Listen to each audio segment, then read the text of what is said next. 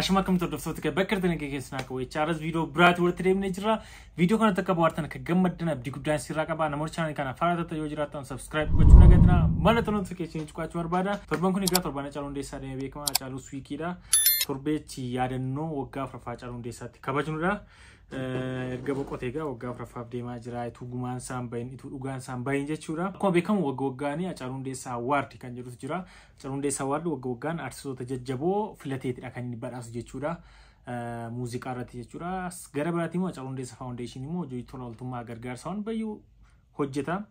Sunis hin jira. Sanuma walqabate Hacaaluu Hundeessaa Foundation keessaa isa tokkodha jechuudha kan Hacaaluu Hundeessaa Award jedhamee muuziqaa irratti namoota badhaasu. Yaansi immoo torbanuma keessa immoo artisti Guutuu Abarraa albeemii ajaa'ibaa fidaa jira. Hacaaluu Hundeessaa Award egaa hunda keessa seentanii filachuu dandeessu. Marsaa sadaffaatu gaggeeffamaa jira. Yaadannoo isaa immoo yaadannoo du'uusaa waggaa afuraffaatii fi Hacaaluu Hundeessaa Award marsaa sadaffaa. Albeemii muuziqaa hedduu bara kana ba'an lakkoofsaan 5 ol ta'u shanan isaanii albeemii dorgommiif dhiyaatan akka goonu asirratti tilmaama filanna barreen gaddaa akkuma tilmaama filannee ture baay'ee isaa milkoofnee ture. Albeema ba'an keessa siingilii beesti muuziqii Meelis fi Meelis albeemis waan hunduma isaayyuu kilipii bareedaas wantoota sirratti tarraanii jira hundasaa nuti hin filannaa. Gaafa awwaardii immoo viidiyoo irratti hojjenna jechuudha. So amma asirraa iskiriin rikoordii isinii godheetan iskiriin irratti isinii fida. Marsariitii isaanii seennaa marsariitii Hacaaluu Hundeessaa Award weebsaayitiin isaanii baay'ee bareeda.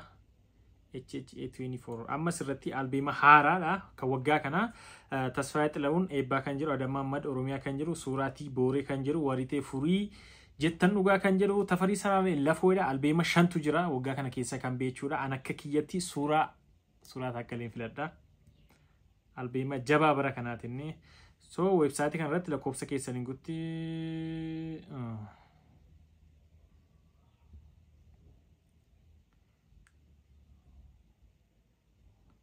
yaa milkaa'inaan filattanii jirtuudha. So gara sattaanutti darbitu jechuudha. Amma immoo weellisaa cimtuu yookiin weellisaa cimtuu haara.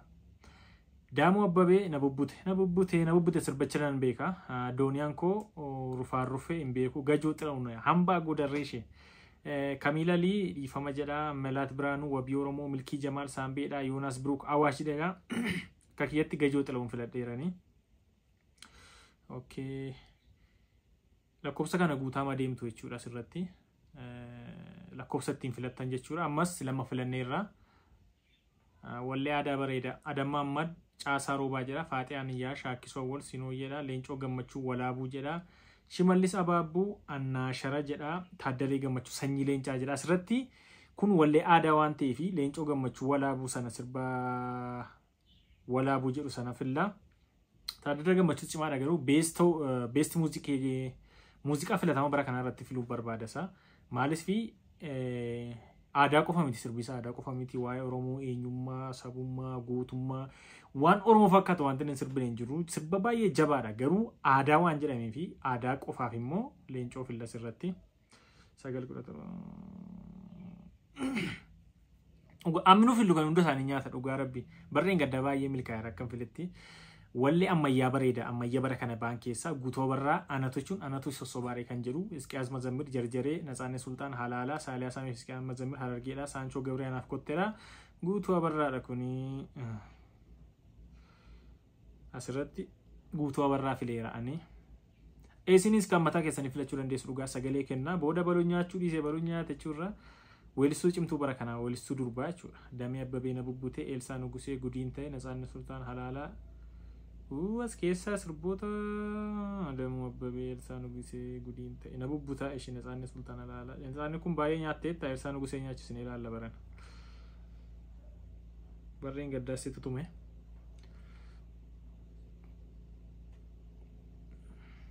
Ishee milkoofneera kanasi.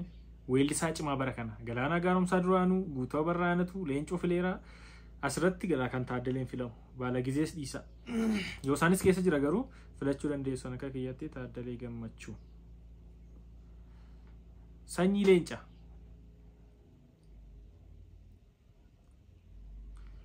Ishee milkoofneerra. Xumurreerra jechuudha. So hundi keessan seenaatti filadhaa. Feesbuukiin Hacaaluu Hundeessaa Foundation jedhu peejii isaaniiti. Liinkiin isaan jira. Liinkii sanaan seenaatti filadhaati. Sagalee keessan kennaa jechuun barbaada. Torbee immoo abbaa nyaatanii fi nyaannee wal bira qabnee dhufnee gammannaaf jechuudha. Saniif gara viidiyoo tanutti yeroo ceenu guutuu barraa albeemii haara qabatee dhufaa jiranis torbe dhufu keessa gadhiifama jimaata dhufu jechuudha. Kana caalu juunii 29 geggeeffama.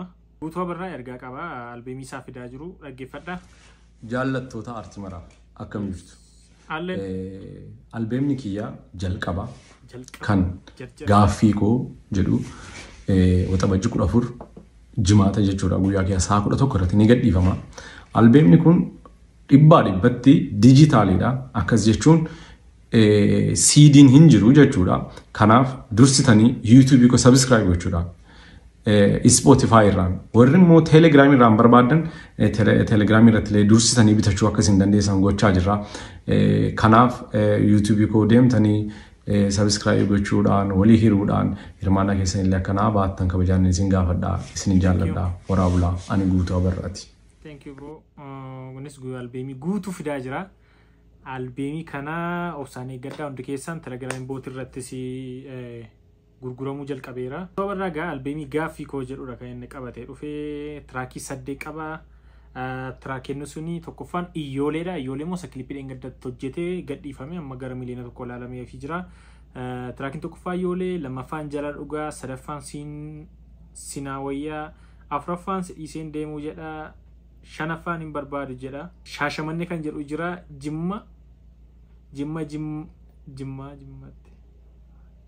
Jimmaatedha. Torbaffaan immoo nan barbaada jedha. Saddeettaffaan eessa yoonana jedha. Muuziqaa baay'ee bareedaa akka ta'u abdii guddaan qaba. Kan hojjete haadha manaa isaa Miiraadha. Muuziqaa kana kan qindeesse jechuudha. So albeemiin kuni waxabajjii 21 bara 2014 jedha gaa baranumaa waxabajjii 21 torbanarraa jechuun torban dhufu keessadha kan inni gadhiifamu jimaata dhufu sa'aatii 11 irratti akka lakkoofsa Itoophiyaatti gadhiifama. Hagasitti immoo namooti Telegiraamii irraa bitachuu barbaadanii Telegiraamii irraa bitachuu dandeessu jechuudha. Kana fakkaatachuudha guutuu weelkaam carraa gaarii siin jechuun barbaada gara viidiyoo. እኔ አላህ የሚመቸኛል እግዚአብሔር ይመቸኛል። ሃይማኖት ግን ምንድነው? ሃይማኖት ምንድነው?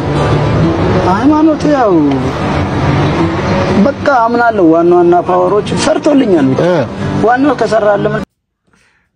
ከሰራልም ታረጋለህ። ዋናዎቹን አምናለሁ። ልጅ አድርጋ እርጋ ማና ሂዳቲ ቤት ባየ ጅጅረመ ጉዳፍ ዴራ ዱጋ አመለ ቢታቴራ ባይ ተስገባይራ ዋን ባየ ሁበቴራ በሩምሰ ጉዳት ኤራፊ Dhugaa al tokko tokko wanneedha kun gaariidha si gareedha si al tokko tokko immoo nama baay'een sirreessa baay'ee jijjiirameera akka sosaatti hedduun gammada.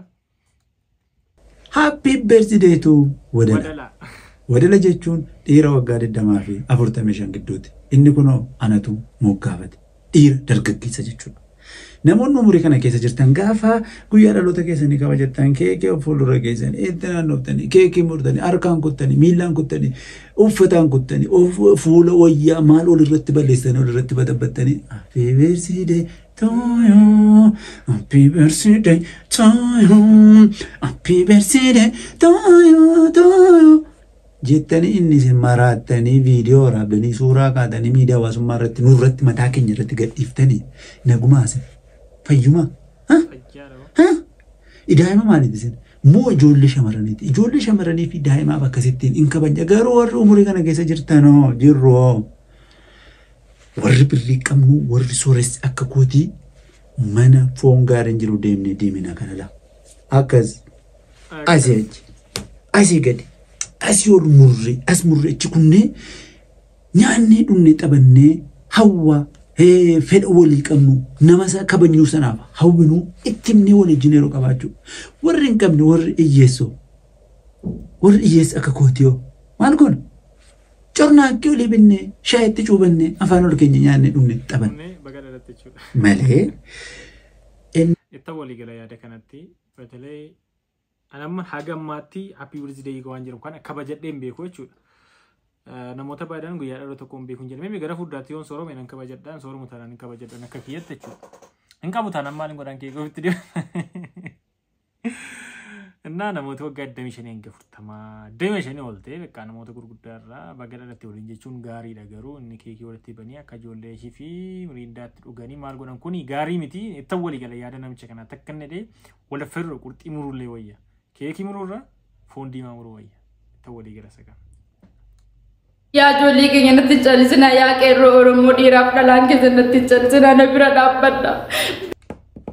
Namaa keessa sammuun kiyya na nyaatamee daa'ima wajjin isa waliin kalaas waliin taane yoo na dhiisee maaliif suuraa kiyyaa fi qaama kiyya qullaa walii gadi hin deemu Oromoo. Qeerroowwan Oromoo ijoollee keenya ijoolleen baay'ee jira Arsiin Harargeen Jimmaan baay'ee jirtanii inni maan attabataan intala Oromoo takka obboleettii keessa le'anii maaliif nattabataa narraa tiktookii isaa naa guba akka qullaa na gadi lakkisne osoo qeerroon Oromoo meeqaan jirtu Harargee Arsii Jimmaan jirtu. Akka nafni kiyya qullaa na mul'anne Oromoo ani intala musliimaati bakka akka nam tokko itti heerume jaartiidha akka nana godha je'ee yaanne gaafsanillee osoo birraa dhorgu waa meeqa godha namtichi san jawwaalaan jechuu na bira dhaa. Viidiyoo kana baay'ee keessa ilaaltanii TikTok irratti baay'ee vaayiraala ba'ee namooti baay'ee duutii gootanii laayivii galtanii gurbaa irratti hojjetaa turtaniittu dhugaa baay'ee nama agarsiisa. Dhiironni keenya tokko tokko mudannoon kun namoota baay'ee mudata keessumattuu namooti nama inni kun immoo fuudhee mucaarraa godhatee haadha warraasaa turte.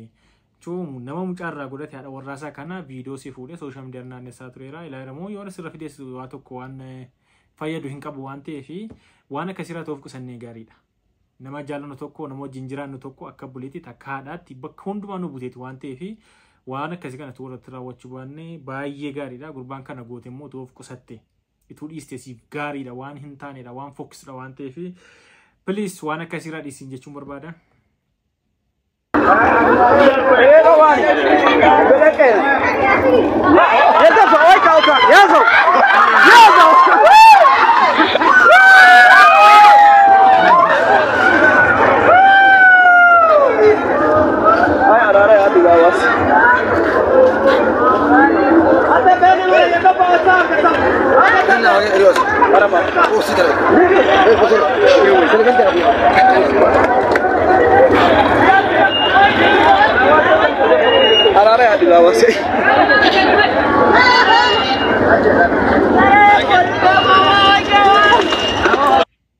Baay'ee agarsiisaa machiidha garuu jaarsa abbaasee ta'u akaakaasee ta'u akkasii darbattee achirraa buusuu jechuun ulfaataadha. Bichaa kun dubboo dhugaatiiti. Hoggaa Finfinnee galuu maazariin ashaaroo gingilchiti maazariin ashaaroo gingilchiti. Abeet durba baarana ijjataatti qixxa liqeemsiti ijjataatti qixxa liqeemsiti kan qixxaa sinniifin dargaggeecha laaltetti mimsiti dargaggeecha laaltetti shiksiti. Dargaggeecha laalteetti himimsiti. Himimsuu beektuuni hobobsuu fa'a. Yo gadise jalale to ya gadise jalala namara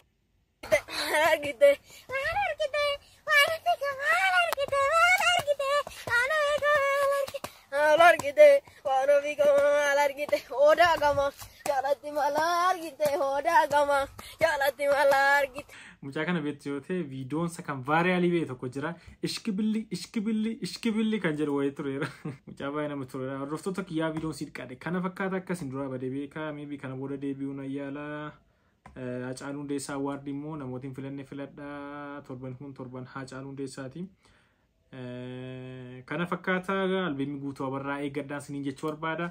Yeroo biraa viidiyoo biraatiin gurtti deemuutti nagaan tura namoonni chaanalii kana haga duwwana subscribe godhanii daawwachaa jirtan immoo subscribe godhachuun barbaada. Bye.